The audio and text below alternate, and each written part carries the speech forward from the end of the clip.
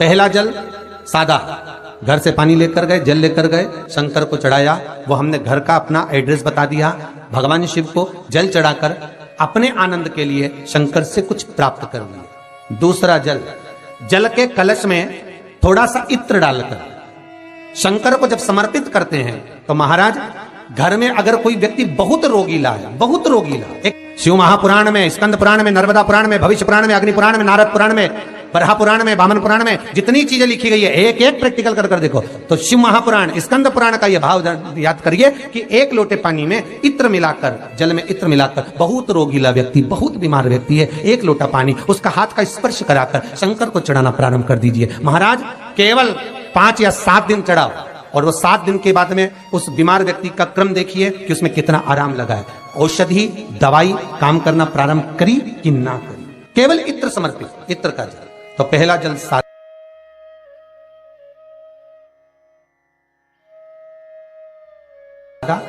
दूसरा जल है इत्र का, और महाराज तीसरा जल जो शिव महापुराण के अंतर्गत कहा गया है बेलपत्र का जल। तीसरा जो जल है वो बेलपत्र का जल है। बेलपत्र का जल कैसा? तो महाराज शिव महापुराण की कथा कहती है कि जल के पात्र में एक बेलपत्र अंदर डालकर उस जल के पात्र को ले जाकर शिव को समर्पित करना, अर्थात अपनी मन की कामना भगवान शंकर से कह देना, केवल बेलपत्र के माध्यम। बोलना नहीं है हमको, कुछ हमें कुछ कहना नहीं है।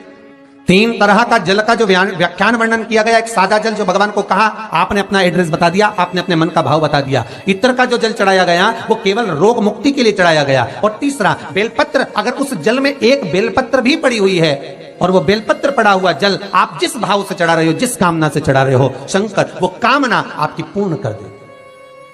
और लिंग पुराण को अगर आप पढ़ेंगे तो उसमें पाएंगे कि लिंग पुराण के अंदर लिखा है कि आप शंकर को अगर जल भी नहीं चढ़ाएं, आप शंकर को वस्त्र भी नहीं चढ़ाएं, आप शंकर को फूल भी ना चढ़ाएं, आप बेलपत्र भी ना चढ़ाएं, अगर शंकर को आपने कुछ भी ना चढ़ाया तो केवल शंकर के मंदिर में 2 क्षण जाकर उस शिवलिंग के सम्मुख में बैठ जाओ, कुछ मत बोलो, केवल मौन होकर उसको निहार लो, केवल मौन होकर निहार लो।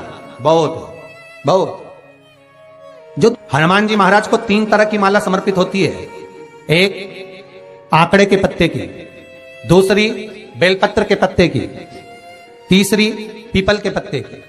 ये 3 तरह की माला जब शंकर हनुमान जी महाराज को समर्पित होती है, जिस समय पर अगर व्यक्ति के जीवन में बहुत भारी रोग हो गया है, बहुत ज्यादा कष्ट हो गया है, कैंसर जैसी बीमारी भी अगर उसको घेर ली है और किडनी लीवर सब बेकार हो गया, तो निवेदन है पीपल के पत्ते की माला बनवाओ, 108 पत्ते की, और हनुमान चालीसा का हर पत्ते पर स्मरण करिए महाराज। आप हनुमान चालीसा पढ़ते जाओ, माला में गांठ लगाते जाइए, और वो माला जो व्यक्ति कैंसर से पीड़ित है हाथ का स्पर्श कराइए और शंकर को चढ़ाइए। केवल अष्टमी तिथि के दिन ये माला समर्पित होना चाहिए, शुक्ल पक्ष की अष्टमी के दिन। आप 2 या 3 अष्टमी को कर देखिए, अपने आप दवाई लगना प्रारंभ होगी, कैंसर जैसा रोग भी धीरे धीरे समाप्ति पर आएगा महाराज। पर करना शुक्ल पक्ष की अष्टमी को ही।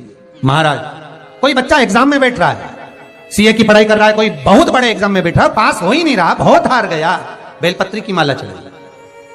पर बेलपत्र की जो माला है वो केवल प्रदोष पर चढ़ती है श्री हनुमान जी महाराज। आप बेलपत्र की माला चढ़ाओ, 108 बेलपत्र, आप श्री शिवाय नमस्तुभ्यम मंत्र का जाप कर गांठ लगाकर भगवान श्री हनुमान जी महाराज के सामने पहुंचकर माला को सीधी रखकर, जो व्यक्ति एग्जाम में बैठ रहा है, नौकरी के लिए, अन्य पढ़ाई के लिए, अगर कंपटीशन एग्जाम में भी बैठ रहा है, तो माला को हनुमान जी महाराज, और हनुमान जी कौन से होना चाहिए? पूर्वमुखी। हनुमान दक्षिण मुखी नहीं चाहिए, पूर्व में जिन हनुमान जी का मुख हो वो माला ऐसी समर्पित कर हनुमान चालीसा का पाठ कर 3 बार स्मरण कर माला श्री हनुमान जी को पहना दीजिए। ऐसा कोई एग्जाम नहीं जिसमें से आप निकल ना पाए महाराज, पर करना आपको पड़ेगा। प्रदोष का दिन होना चाहिए, प्रदोष के दिन भगवान, और प्रयास जहां तक हो सके प्रदोष काल में अगर चढ़ाएंगे तो ज्यादा फलदायी रहेगा, प्रदोष काल में।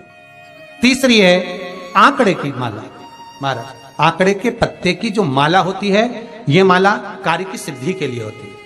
इसमें एक एक आंकड़े के पत्ते पर सीताराम लिखा जाता है, मात्र एक पत्ता ऐसा होता है जिस पत्ते पर सीताराम नहीं लिखा जाता।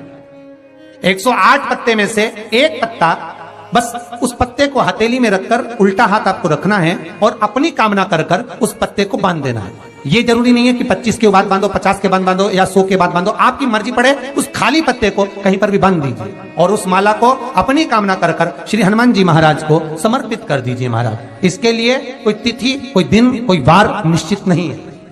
ये माला जब हनुमान जी को चढ़ जाए तब एक घी का और एक तेल का दिया हनुमान जी के सम्मुख में लंबी बाती का लगा देना है महाराज, एक घी का एक तेल, और अपनी कामना कर कर आप आ जाइए। आपकी वो कामना 2.5 महीना या 3 महीना इससे ज्यादा नहीं जाएगा, वो कामना बाबा पूरी करेगा, क्योंकि शिव और हनुमान ये सब एक ही स्वरूप है। अब आप कहेंगे महाराज जी ये कौन सी पुराण से लिया है, तो आप इसको लिंग पुराण के अंदर देख सकते हैं। आप गीता प्रेस गोरखपुर की लिंग पुराण लीजिए, उसके अंतर्गत आप इसका व्याख्यान वर्णन पढ़ सकते हैं। महाराज एक एक क्रम हमारे शास्त्रों का हम उसको बस ज्ञात करें, हम इधर उधर डोले नहीं। हमारी पुराणों में इतने लेख लिखे गए हैं, उसको ही अगर हमने निकाल लिया तो हम जीवन में सुख पा सकते हैं, हम दुखी नहीं हो सकते। मंत्र कौन सा है जो दिया जा रहा है, वो मंत्र कौन सा है जो प्रदान किया जा रहा है। हनुमान जी महाराज ने वो मंत्र जो विभीषण को दिया, और एक विभीषण जिसको लात मार दी गई, एक विभीषण जिसको लात मारकर निकाल दिया गया, जिसके घर का भी ठिकाना नहीं था, वो विभीषण एक छोटे से मंदिर में जो रहता था, तुलसी का क्यारा जिसके दरवाजे पर था, और वो विभीषण जब सीख रावण को देता है तो वही विभीषण को जब लात मारकर निकाल दिया जाता है, तो वो मंत्र कौन सा था जिसको विभीषण ने जपा और विभीषण लंका का अधिपति बन गया, सत्ताधारी वैभवशाली। वो मंत्र केवल एक मंत्र जो श्री हनुमान जी महाराज ने विभीषण को दिया। महाराज वो मंत्र कोई दूसरा नहीं था, केवल भगवान का नाम विभीषण को प्रदान किया था। क्यों?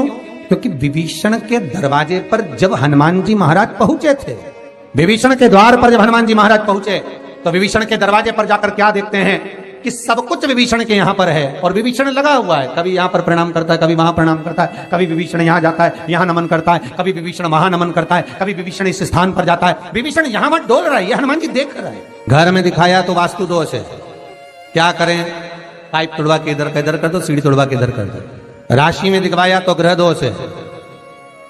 सारे दोष मनुष्य को नजर आते हैं और सब कुछ कर लेता है वो, पितृ दोष के लिए भी, वास्तु दोष के लिए भी, ग्रह दोष के लिए भी, पर मनुष्य को सारे दोष नजर आते हैं। जब दुख आता है बस एक दोष नजर नहीं आता अपने कर्मों का कि पहले क्या कर कर आया है, वो भी तो दिखवाओ किसी महाराज से।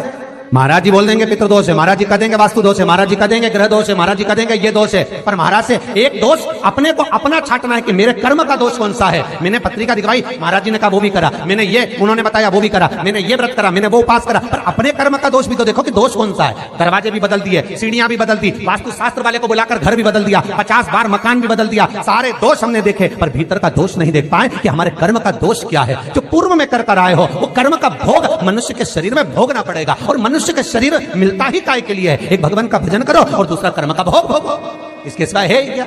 का शरीर केवल 2 कारणों से मिला है, एक कर्म का भोग भोगने के लिए और एक भगवान का भजन करने के लिए। तो कर्म का भोग भी भोगना और भगवान का भजन भी करना है, तो क्यों करना है? तो शिव महापुराण की कथा कहती है कि जितना तुम भजन करते रहोगे तो ये दुख जो आता है ये धीरे धीरे कटता रहेगा, बस भजन से दूर मत होना।